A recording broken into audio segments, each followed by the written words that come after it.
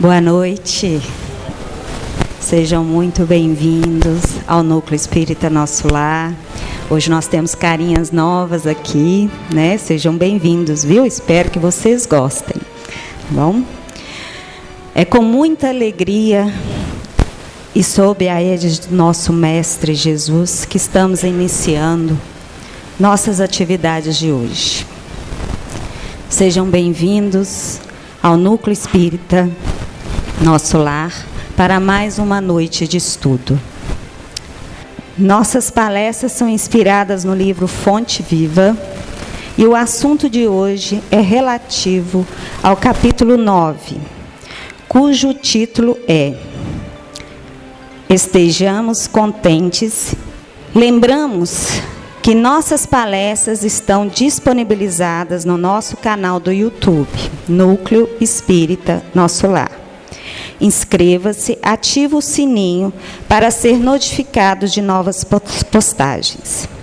Informamos também que logo abaixo do cartaz da palestra há um campo onde você pode inserir um comentário sobre as palestras, se gostou ou não gostou e por quê. A sua opinião é muito importante para que possamos melhorar cada vez mais o nosso trabalho.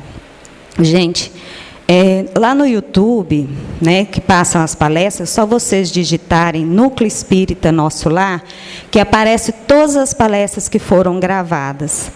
E lá embaixo nós temos o joinha, né, uma mãozinha que faz assim. Se você não gostou, você põe para baixo. Se você gostou, tá. E se inscrever, vocês recebem, lá tem inscreva-se.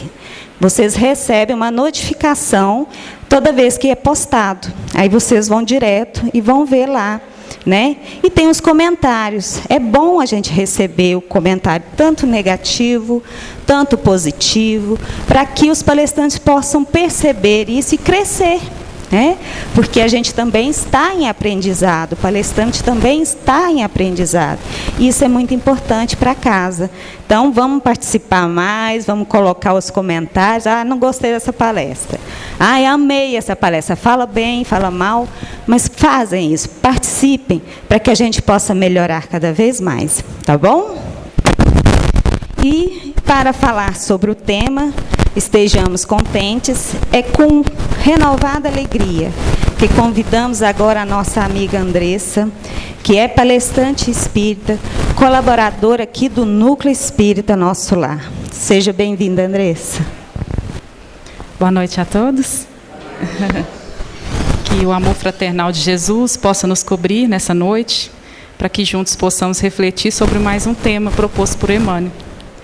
Bom, gente, como a Lília colocou aqui, o nosso capítulo de hoje é o capítulo 9 do livro Fonte Viva, com o título Estejamos Contentes. E aí eu já vou chamar a atenção para a gente ficar atento ao verbo escolhido pelo Emmanuel, estejamos.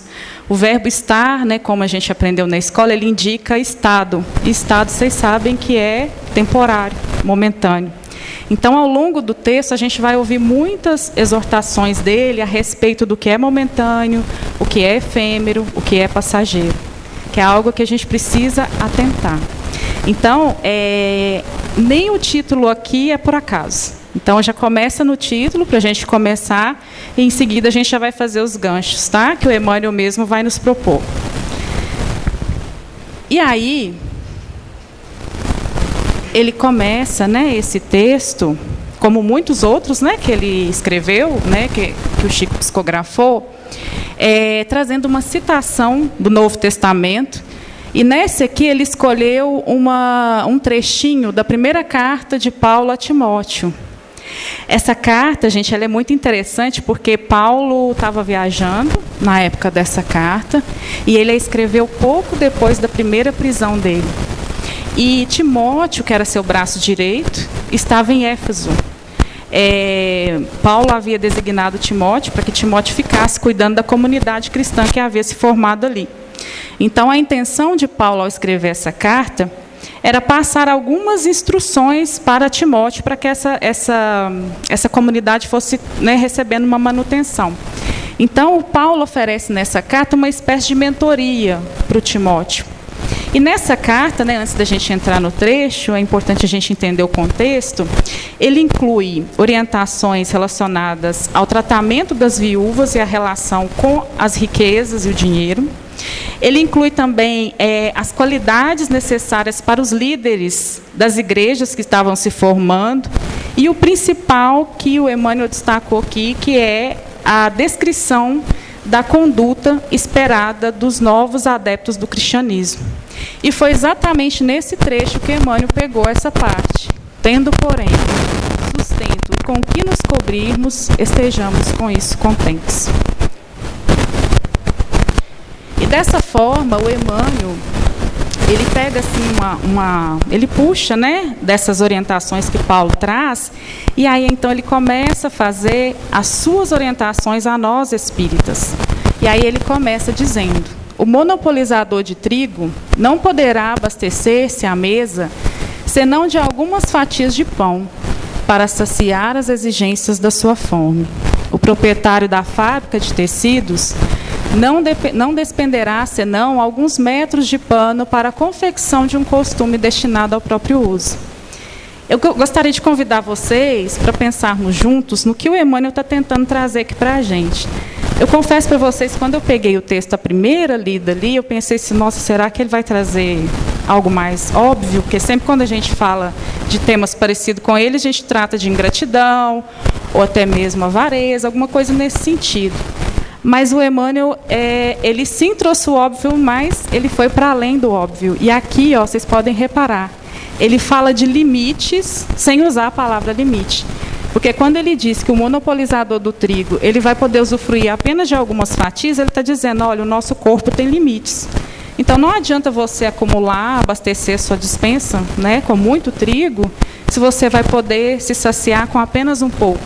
E, da mesma forma, o proprietário da fábrica de tecidos. E já que ele está falando de limites, ele vai colocar o que acontece quando a gente ultrapassa esses limites. E aí ele coloca aqui duas orientações, na verdade. Ninguém deve alimentar-se ou vestir-se pelos padrões da gula e da vaidade. Gula e vaidade, como a gente bem sabe, são dois vícios. E para combinar com o texto que ele está nos propondo, eu acrescentaria a avareza ali, porque a gente vai entender que ele está falando de todos esses vícios que nos levam a acumular, a ficar ali no limbo da falta ou do excesso.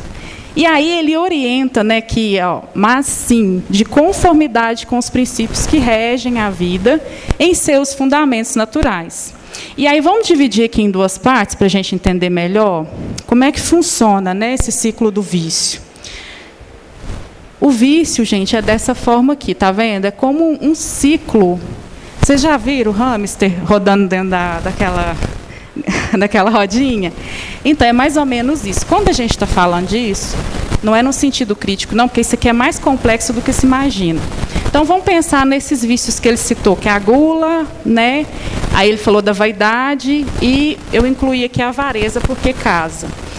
A gente entende, então, que a definição de vício é uma disposição constante para o excesso ou a falta. Por quê? O que acontece com a pessoa quando ela entra, né, nesse ciclo do vício?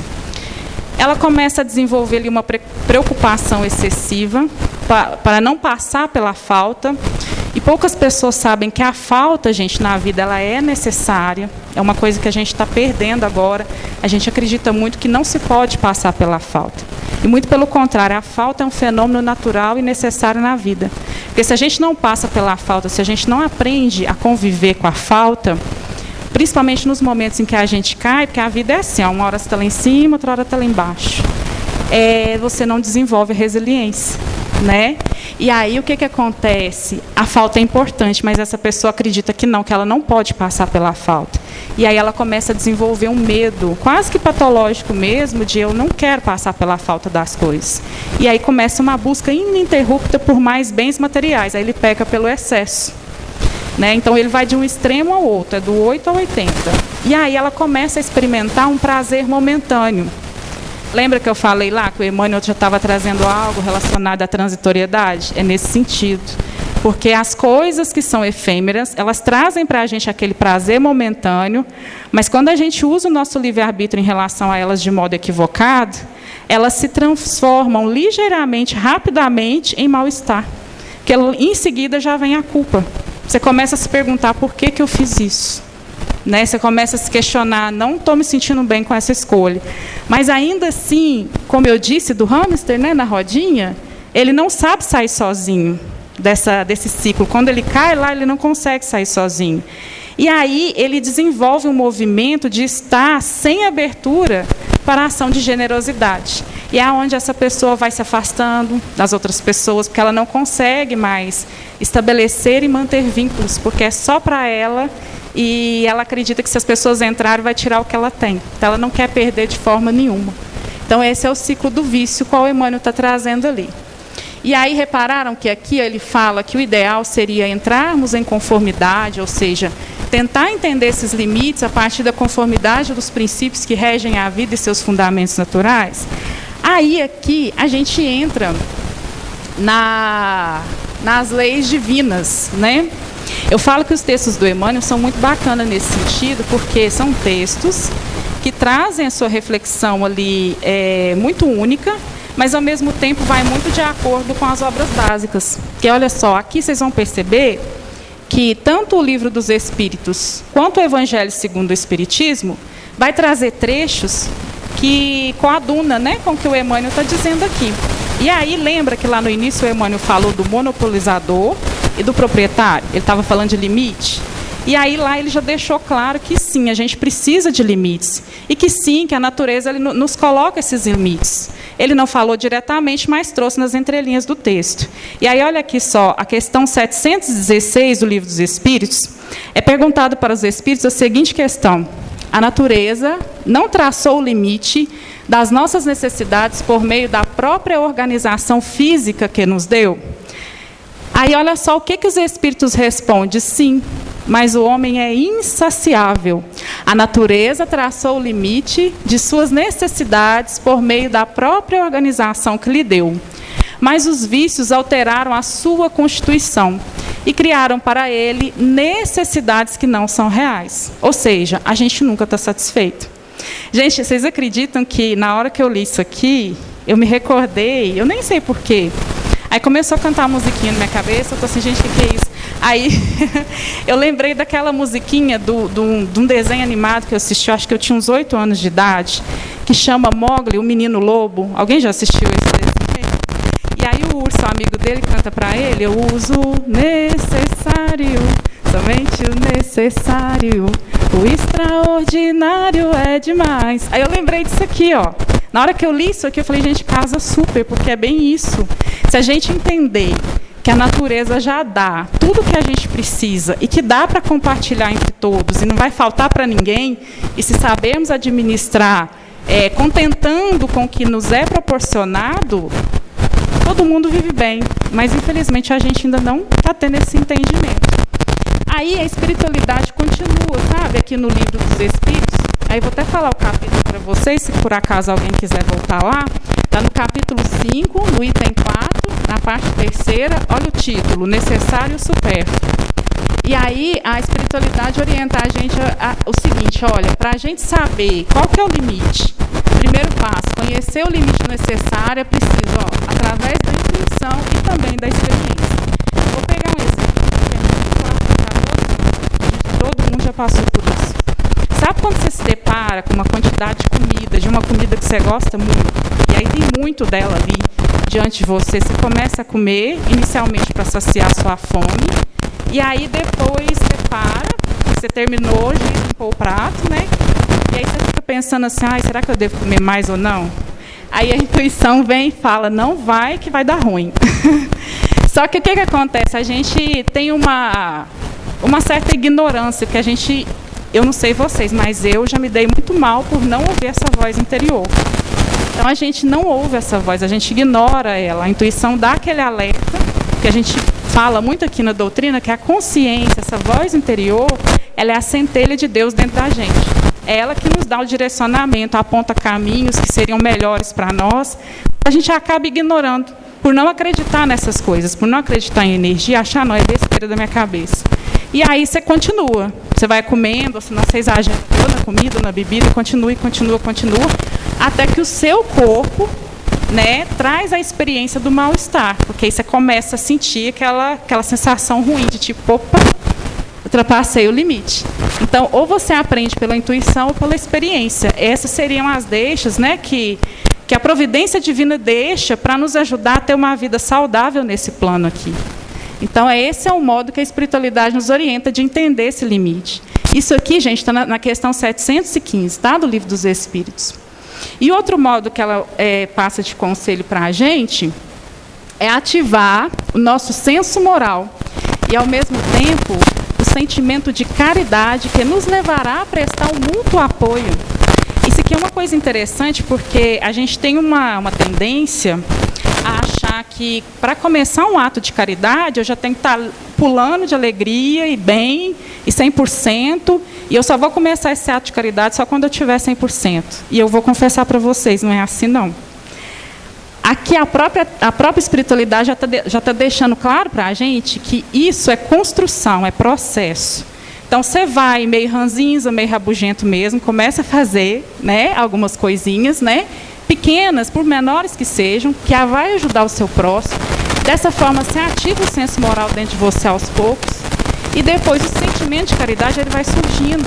Porque a gente sempre começa a caridade, é muito interessante isso, vocês vão começar a ouvir isso de pessoas que começaram a ajudar com poucas coisas, depois foram passando para as grandes, e aí as pessoas falam assim, nossa, eu fui para ajudar e saí de lá sendo ajudada.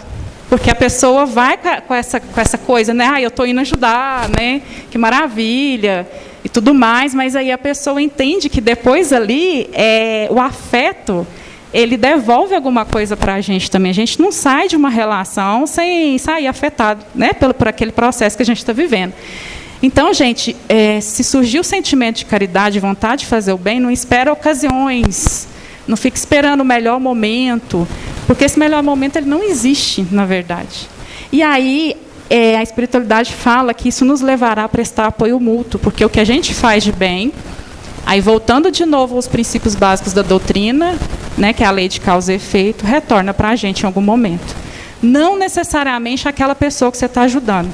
Mas tenta lembrar aí na mente de vocês, em algum momento que vocês fizeram algo para alguém, e aí depois, passado muito tempo, você recebeu algo parecido, porque na outra situação era você que estava precisando da mesma ajuda, do mesmo apoio, né? Gente, tá dando para acompanhar tranquilo aqui, né? Lembra que eu falei que a Terra produz o suficiente para a gente? E aí, isso aqui está lá no Evangelho segundo o Espiritismo. Olha que interessante.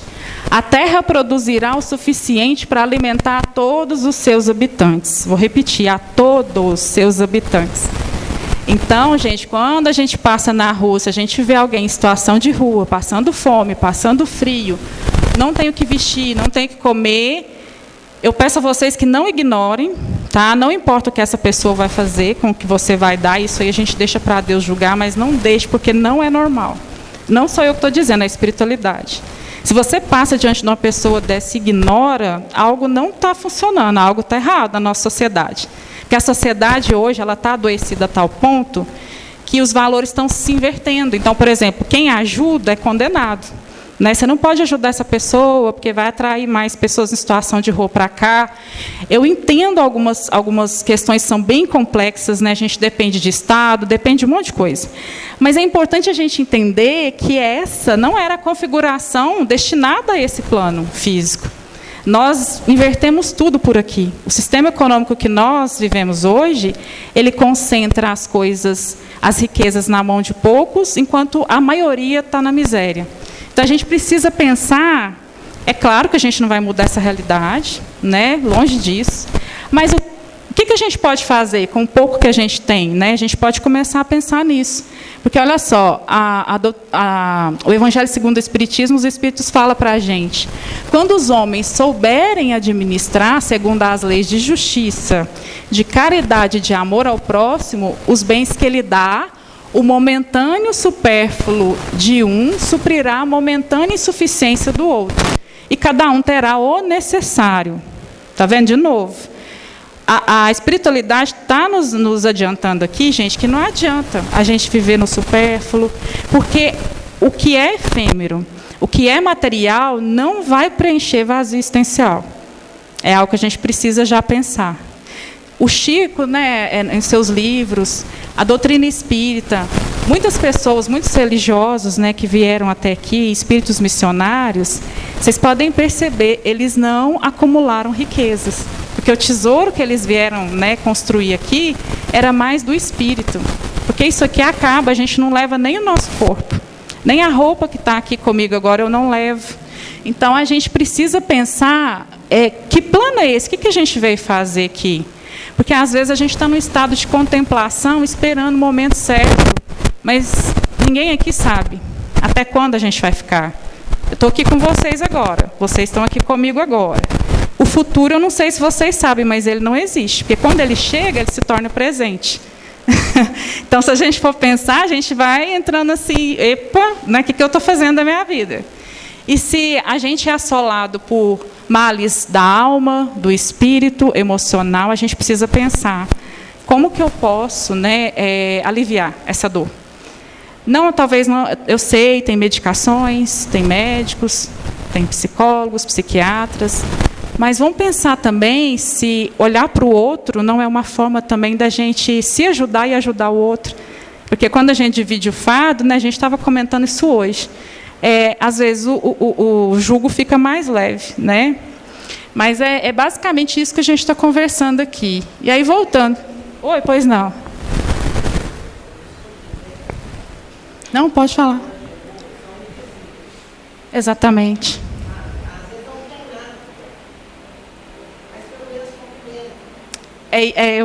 Você chegou num ponto que eu ia tocar.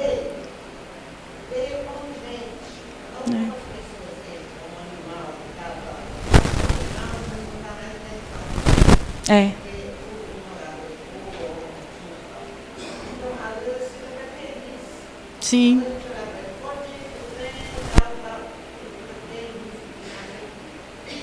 Isso. E isso não podia acontecer, né, Ivone? É isso aí que você está falando. A Ivone trouxe uma coisa, gente, que eu ia até comentar aqui agora. A Ivone está em sintonia com o estudo, Ivone. Que é a caridade moral, porque a gente tem essa tendência de acreditar, tipo assim, olha, eu não tenho recurso financeiro, então eu não consigo ajudar. A gente fica naquela assim, olha, o Emmanuel vai até falar disso aqui, ó. Aqui, Ivone, isso que você está falando, olha. Por que esperas o banquete a fim de ofereceres algumas migalhas ao companheiro que passa faminto? Que é isso que você está falando.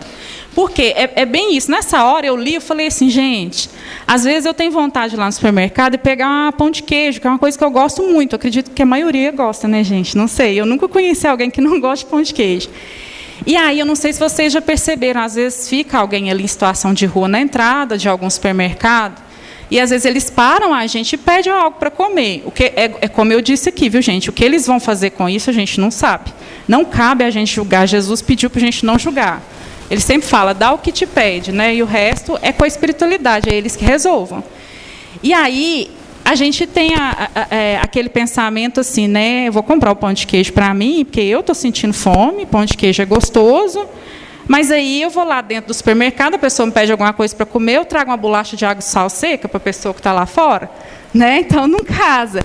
E aí a gente tem que pensar, a fome que eu sinto, a vontade que eu sinto, o desejo que eu tenho, aquela pessoa também tem, que é uma pessoa. É como a Ivone falou, não é um animal, não é, né, um bicho, não é uma coisa, é gente, é igual a gente. Então, o Emmanuel, e isso não é a gente que está falando, tá vendo? O Emmanuel está dizendo, por que para a gente é bom, né? A gente quer coisas boas só para a gente, e para a pessoa que está ali faminto, com fome, tá, né, igual a gente colocou aqui em situação de rua, a gente dá o que sobra ou o que a gente não quer. Ah, vou doar aquela roupa porque eu não vou usar mesmo, eu vou doar aquela comida ali que ninguém come aqui em casa, né? A gente tem que pensar, não tirar somente do que sobra, né? Mas compartilhar do que tem. E aí ele continua falando, porque reclamas um tesouro de moedas na retaguarda para seres úteis ao necessitado. O que ele está dizendo com isso? É aquela coisa assim, olha, gente, o meu sonho é montar uma casa de caridade, que ofereça sopa, que ofereça cesta básica. Ah, mas eu não faço porque eu ainda não ganhei na Mega Sena. Ah, eu não faço porque eu não... Isso mesmo, Lília. Não recebi aquela herança que eu estava esperando, não recebi aquela promoção no emprego, eu não tenho dinheiro na poupança. Só que o que a Ivone trouxe ali faz muito sentido. Na doutrina espírita, a gente aprende que não é só caridade material, existe a caridade moral.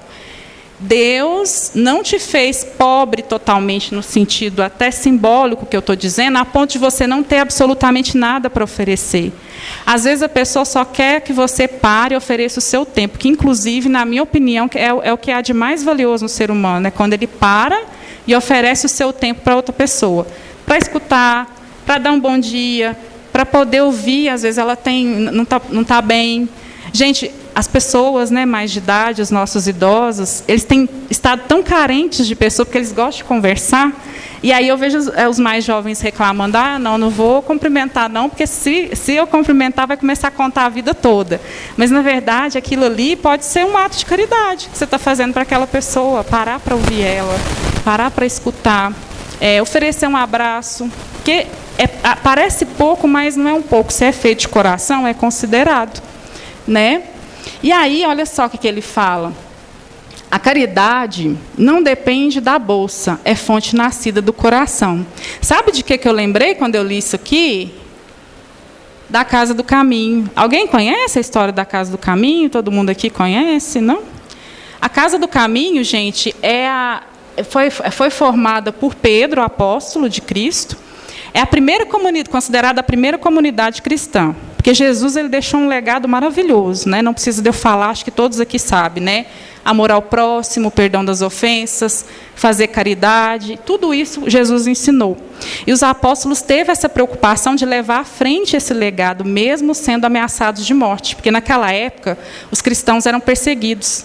E aí Pedro, ele não tinha recursos financeiros para montar. E apareciam pessoas para ele ajudar, pessoas doentes, famintas, todas as pessoas que eram relegadas pela sociedade. Pessoas enfermas tanto da mente quanto do corpo. Então, pessoas desprovidas materialmente falando. E ele não pensou duas vezes, ele falou assim: eu vou fazer com o que eu tenho. E o que ele fez? Ele ofereceu a casa dele, onde ele morava mesmo com a esposa. Era uma casa simples, mas tudo o que ele podia fazer, ele fazia. E continuou mantendo ali o trabalho dele de pescador, que era a atividade, né, econômica e financeira que ele tinha para poder manter o sustento. E o que ele tirava para comer para ele oferecia para as pessoas também que chegavam lá para buscar ajuda. E aí, olha só como que funcionava a Casa do Caminho. Pedro e alguns discípulos, né, se reuniam nessa casa, como eles tinham o costume de fazer quando Jesus estava, porque Jesus costumava reunir com eles de vez em quando, para sentar, para passar as orientações, e eles continuou fazendo essas reuniões, porém, dessa vez, acolhendo as pessoas que chegavam, e chegavam pessoas de toda a parte, com todos os tipos de mazelas, doenças, pessoas com fome, pessoas que não tinham onde morar, profissionais do sexo, pessoas que eram rejeitadas naquela época, né, marginalizadas, todas iam para a Casa do Caminho. Aí Pedro acolhia, dava assistência, dava o remédio quando era possível, dava a comida também que tinha, junto com os discípulos, e trabalhando incessantemente. E para aqueles que queriam entender como que Pedro oferecia tanto amor, aí as pessoas questionavam ele, e aí, se vocês tiverem curiosidade, vocês podem ir lá no livro Paulo Estevão, na primeira parte, no capítulo 3, vocês vão ver as descrições, porque as pessoas chegavam, e a primeira coisa que Pedro oferecia era um abraço, um acolhimento, e chamava as pessoas de irmão. Então, as pessoas ficavam curiosas, mas aonde ele aprendeu isso? Aí, quando as pessoas perguntavam, ele oferecia o anúncio e ensino da Boa Nova, porque isso não pode ser imposto para ninguém. A gente só oferece o ensino para aqueles que querem. Hoje, por exemplo, vocês estão aqui porque quiseram estar aqui, por vontade própria, por livre-arbítrio.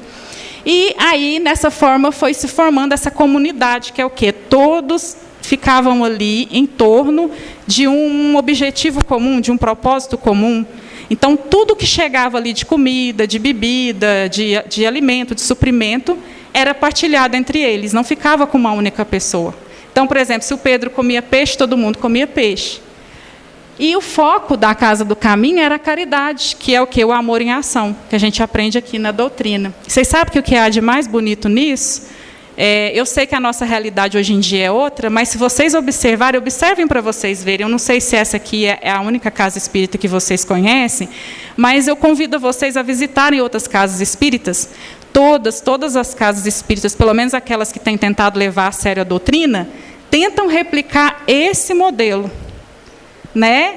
As casas espíritas nada mais é do que uma réplica da Casa do Caminho. Porque é isso aqui que leva o legado de Jesus à frente. É fácil, gente? Não. É difícil. Não é uma coisa simples, não.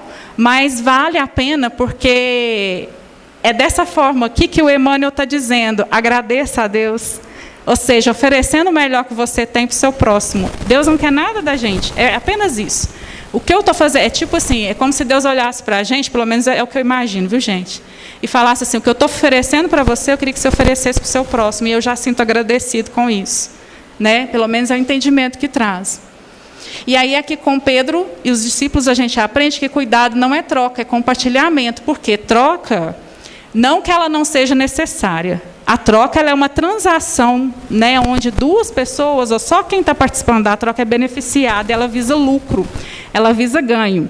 Já o compartilhamento, você dá e você não espera receber, mas de alguma forma você também é beneficiado e todos que estão ali são beneficiados, porque é vida, é afeto, é amor fraternal.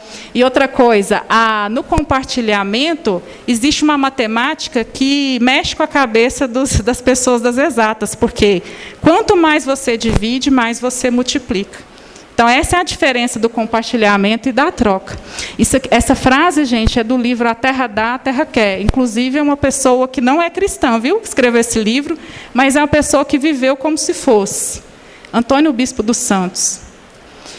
E aí, o Emmanuel vai dizer que é sempre respeitável o desejo de possuir algo no mealheiro. O que é mealheiro? Economias, poupança, guardar um dinheirinho. Ele está dizendo que não é condenável as pessoas querer guardar um pouquinho para o caso de uma emergência. Acho que todo mundo faz isso, né? A maioria das pessoas tentam, pelo menos, fazer isso. Hoje a gente está em situações mais complicadas, mas todo mundo tenta, né, fazer isso aqui. Para socorro do próximo ou de si mesmo. Nos dias de borrasca e insegurança. Está vendo? Só que ele adverte, entretanto, é deplorável a subordinação da prática do bem ao cofre recheado, que é aquilo que a gente comentou. Eu só consigo fazer caridade se eu tiver um pouquinho a mais de dinheiro, um pouquinho a mais de recurso, sendo que você tem as faculdades que lhe foram oferecidas, as dádivas divinas que lhe foram oferecidas, você tem outras formas de oferecer. E caridade, como a gente aprende aqui, não é só material, existe a caridade moral. Tanto é que lá no livro do Evangelho segundo o Espiritismo, no capítulo 13, com o título Óbolo da Viúva, os Espíritos falam com a gente: todo aquele que sinceramente deseja ser útil a seus irmãos, 1000 ocasiões encontrará de realizar o seu desejo. Procure-as e elas lhe depararão. Se não for de um modo, será de outro. Porque ninguém há que, no pleno gozo de suas faculdades, não possa prestar um serviço qualquer, prodigalizar um consolo, minorar um sofrimento físico ou moral, fazer um esforço útil. E aí ele continua: descerra, antes de tudo, as portas da tua alma e deixa que o teu sentimento fulgure para todos, à maneira de astro cujos raios ilumine. Está vendo? Ele está falando do sol. Balsamizem, alimentem e aqueçam. A chuva derramando-se em gotas fertiliza o solo e sustenta bilhões de vida. Repara só que o Emmanuel, ele é muito sutil, né? Ele está praticamente falando com a gente aqui: olha, gente, até a natureza é grata a Deus e faz a sua parte, né? Porque o sol, ele oferece luz, né? Ele alimenta e aquece os outros seres vivos, ele não escolhe, porque ele ilumina a todos nós. Porque o sol poderia falar: não, vou iluminar só as pessoas que estão se comportando bem, mas não. Ele oferece luz para todos. Bem como a chuva, né? Olha para você ver, sustenta bilhões de vidas. E aí, eu lembrei dessa árvore aqui. Vocês já ouviram falar nessa árvore? No dia que eu vi essa imagem, eu pensei assim: deve ser inteligência artificial. Mas aí eu fui aprofundar para tentar entender. Essa árvore, gente, ela é da Amazônia. Ela chama Sumaúma. E ela retém a água, ela vai retendo a água nas raízes dela, até que chega num nível que é suficiente para ela. Olha como a natureza é inteligente. E depois, o que ali passou, né, do que ela, né, precisa, ela distribui para as outras plantas, para os outros bichos ao redor. Dessa forma, ela funciona como um regulador hídrico da floresta. Olha que coisa bonita, né? Ou seja, Deus fala com a gente através das suas criaturas, né? Das suas criaturas, todas elas. E aí o Emmanuel, né, ele fala o seguinte: dividamos o pouco, é aquilo que eu falei com vocês, pode começar do pouco, não precisa ser muito, né? E a insignificância da boa vontade, amparada pelo amor, se converterá com o tempo em prosperidade comum. Olha o convite que ele faz aqui. Começa com o desejo que você tem, começa com a boa vontade que você tem dentro de você e confia na providência divina, que o que faltar, vocês podem ter certeza que a providência divina vai trazer e vai completar a obra para vocês. É isso que ele está dizendo. Algumas sementes atendidas com carinho no curso dos anos podem dominar glebas imensas. E aí, para isso, é aquilo que eu acabei de dizer. A gente precisa de ter confiança na provisão de Deus. E aí, em seguida, já vem o desapego material, porque você entende que não vai faltar. Você vai viver com o suficiente para você, para sua família, né, claro. E você consegue começar a compartilhar do que você tem. Eu lembrei também da história, não vou contar aqui, mas depois eu sugiro de vocês procurarem, da história do Chico. Tem até um desenho animado no YouTube, dos chuchus. Se alguém já tiver visto aqui, só vocês pesquisarem lá, Chico e a colheita de chuchus, algo nesse sentido, vocês vão entender o que eu estou querendo dizer. Porque a mulher ia compartilhando o chuchu, ela ia dando e voltava o dobro para ela, né? E aí a gente compartilha e aí a gente finaliza ali no amor em ação, que é a caridade. Encerrando, gente, o nosso estudo de hoje, o Emmanuel vai dizer o seguinte: estejamos alegres e auxiliemos a todos os que nos partilhem a marcha, porque, segundo a sábia palavra do apóstolo, se possuímos a graça de contar com pão e com agasalho para cada dia, cabe-nos a obrigação de viver e servir em paz e contentamento. Aí aqui ele traz um pouco do que a gente vem tentando trazer, que é alegria em servir. É como eu disse para vocês, viu? Podem ficar tranquilos, não é coisa que é tipo assim, a gente já começa sendo bom, não é assim não. Eu falo que a bondade, a caridade é uma construção incessante. Vai ter obstáculos, não vai ser fácil, mas se a gente confia na providência divina, a gente tenta fazer a nossa parte, o que estiver faltando ali, ela vai complementando, ela vai ajudando, ela vai dando um empurrãozinho dela. Se vocês pararem para pensar, né, nós todos pararmos para pensar aqui, olha só os discípulos que Jesus escolheu, né? Pedro era muito estourado. Quem diria que ele ia conseguir, né, fazer a Casa do Caminho, ser o fundador da Casa do Caminho e levar o legado de Jesus adiante? Paulo, nem se diz, Paulo era perseguidor dos cristãos, né? Então era o mais improvável possível, eram pessoas mais improváveis, tipo assim, você fala assim, não, imagina essas pessoas caridosas, amorosas, fraternais, mas a espiritualidade consegue tirar o melhor da gente quando a gente se propõe a fazer a nossa parte.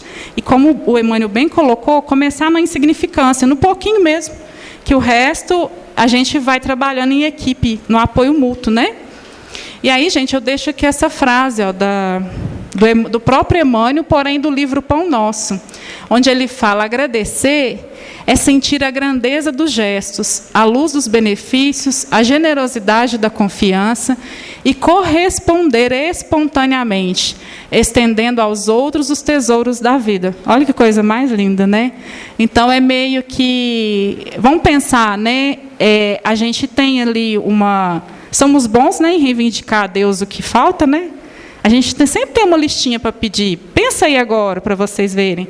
Quantas coisas que vocês gostariam de pedir para Deus, né, se pudesse, né, fazer uma lista aqui agora. Agora, pensa numa lista de coisas a agradecer. Não é mais difícil? A gente tem essa dificuldade. Então, eu queria propor uma coisa para todos nós que estamos aqui hoje, que a gente possa voltar para as nossas casas pensando em coisas a agradecer, coisas que a gente acha que às vezes parece pouco, mas quando a gente vê é o suficiente, é o que basta, né? Tem um episódio de uma série que eu gostaria de sugerir para vocês, se vocês tiverem curiosidade, né? É só uma sugestão, porque já que a gente está compartilhando aqui, eu vou compartilhar com vocês. Eu já até comentei dela aqui. A série chama The Chosen, Os Escolhidos. Talvez algumas pessoas já conhecem. Vão lá no episódio 4 da temporada 5 para vocês verem. Que coisa mais linda que é. Vocês, né, depois, se vocês chorarem, vocês me contam, porque eu chorei bastante. É uma série que ensina muito isso. A gente encher o coração de gratidão e entender que Jesus está caminhando lado a lado com a gente. Então é isso, gente. Agradeço a oportunidade e até uma próxima oportunidade de compartilhar de novo.